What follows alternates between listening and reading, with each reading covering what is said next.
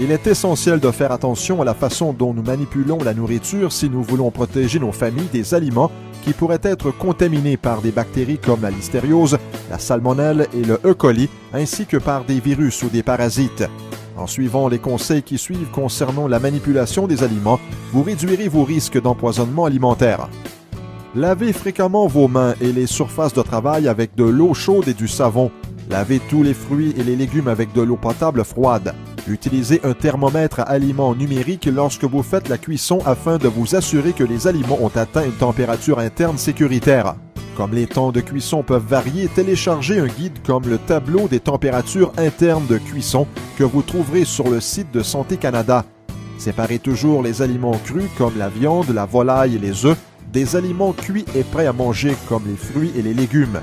Réfrigérez toujours les aliments et les restes de table rapidement à une température de 4 degrés Celsius ou moins.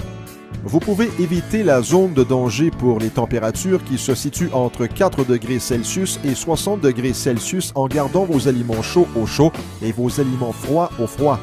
Les bactéries peuvent contaminer des aliments laissés à ces températures en aussi peu que 2 heures. Même si n'importe qui peut être malade après avoir mangé des aliments mal cuits ou manipulés de la mauvaise façon, certains groupes de personnes sont plus à risque de souffrir d'une maladie d'origine alimentaire si elles consomment un morceau de viande crue ou qui n'est pas cuit suffisamment comme un steak tartare ou un steak très saignant. Lorsque nous vieillissons, notre système immunitaire a plus de difficultés à combattre les bactéries nocives.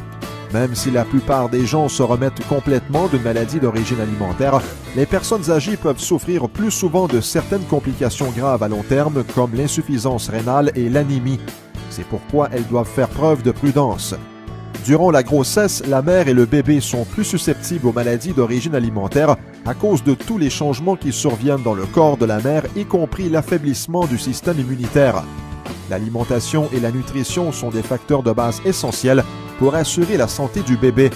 C'est pourquoi la façon de bien manipuler les aliments revêt une telle importance. Certaines maladies et certains traitements peuvent affecter le système immunitaire. Ainsi, les gens qui souffrent de maladies graves ou de conditions chroniques ont de la difficulté à combattre les bactéries nocives d'origine alimentaire. Évitez de manger des aliments crus qui ne sont pas suffisamment cuits ou qui ne sont pas pasteurisés. Certains petits gestes peuvent faire une grosse différence lorsqu'il est question de salubrité des aliments. Par exemple, assurez-vous de vous procurer vos aliments froids ou congelés à la toute fin de l'épicerie. Lavez souvent vos sacs d'épicerie réutilisables, surtout ceux que vous utilisez pour transporter les aliments crus. Finalement, ne vous fiez jamais à votre nez, à vos yeux ou à vos papilles pour évaluer la salubrité d'un aliment. Si vous doutez, jetez-le. Pour avoir une liste complète des aliments à éviter, connaître les alternatives plus sécuritaires et obtenir d'autres conseils sur la façon de manipuler, de décongeler et de cuire les aliments, consultez la section Manipulation sécuritaire des aliments du site canadien en santé au www.canadienensanté.gc.ca/salubrité des aliments.